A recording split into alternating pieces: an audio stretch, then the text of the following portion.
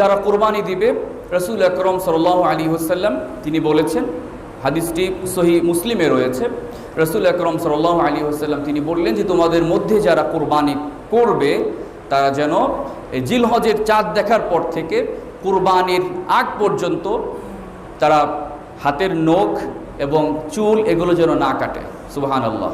তাহলে আমরা যারা কোরবানির নিয়ত করেছি, কোরবানি দেব এমনটা আমরা ইচ্ছা করেছি, তাহলে এই জিলহজ মাসে চাঁদ দেখার সাথে সাথেই, জিলহজ মাস শুরু হওয়ার সাথে সাথেই আমরা কি করব না, আমাদের চুলগুলো আমরা কয়েকদিন কাটবো না, হাতের নখও আমরা কাটবো না।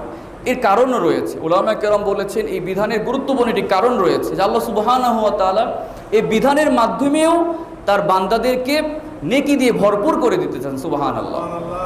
মক্কায় যারা হজ করতে গিয়েছেন তারা যেমন চুল নখ কাটা থেকে বিরত থাকছেন, এভাবে আল্লাহ চান যেভাবে এভাবে তার যারা কোরবানি করবে তার প্রিয় বান্দাগুলো ওই